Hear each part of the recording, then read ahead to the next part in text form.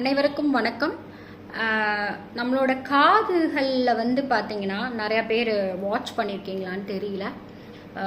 So காதுகள் நம்மளோட குழந்தை உருவம், ஒரு குழந்தைய தலைகீழாக நம்ம என்ன பண்ணியிருக்கோம், உட்கார வச்சிருக்கிற தலைகீழாக வச்சிருக்கிற மாதிரி ஒரு படைப்பு தான் நம்ம கடவுள் என்ன பண்ணியிருக்காரு, நம்மளுக்கு படைச்சிருக்காரு.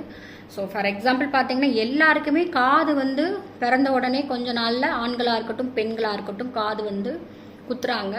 ஸோ அதுக்கு ரீசன் என்னன்னு பார்த்தீங்கன்னா ஆரிக்லோவில் அது கண்ணோட பகுதி, கண்ணோட பாயிண்ட். கண்ணு எல்லாருக்குமே பவராக இருக்கணும் அப்படின்றதுனால தான் அந்த ஒரு கல்ச்சராகவே காது குத்துற ஒரு பழக்கமாகவே கொண்டுட்டு வந்திருக்காங்க.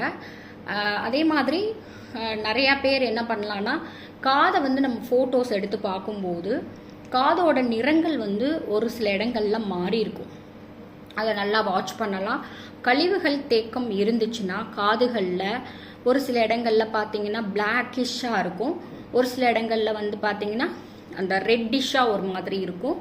அந்த கழிவோட தேக்கம் என்ன பண்ணும் அப்படின்னா ஒரு டாட்ஸு இல்லையா, அது ஃபுல்லாக பிளாக்காக நம்மளுக்கு என்ன பண்ணும், சிம்டம்ஸாக காட்டும். காதையும் எப்பயுமே நல்லா குளிச்சுட்டு க்ளீனாக வச்சுக்கணும் அப்படின்ற ஒரு கான்செப்டில் வச்சுக்கோங்க. இன்னும் நிறைய பாயிண்ட்ஸ் இருக்குது காதுகளில். இப்போ இருக்கிற ரீசண்ட் இருக்கிறவங்கள காது வளர்க்குறது அப்படின்ற ஒரு விஷயம் இல்லை. ஆனால் காது வளர்த்தவங்கள நீங்கள் போய் பார்த்தீங்கன்னா தெரியும், கண்ணை அவ்வளோ பவராக இருக்கும். கண்ணுக்காக கண்ணாடியோ வேறு எந்த ஒரு இதுவும் அவங்க பண்ணியிருக்க மாட்டாங்க. ஸோ நீங்கள் என்ன பண்ணலாம், காது வளர்த்துருப்பாங்க இல்லையா, அவங்கக்கிட்ட நீங்கள் கண் பார்வையை பற்றி கேட்டு பாருங்கள். ஸோ அவ்வளோ இல்லை, எனக்கு கண் நல்லா இருக்குது, நல்லா தெரியுது, தெளிவாக இருக்குது அப்படின்ற ஒரு விஷயத்தை அவங்க முன்வைப்பாங்க. தேங்க்யூ.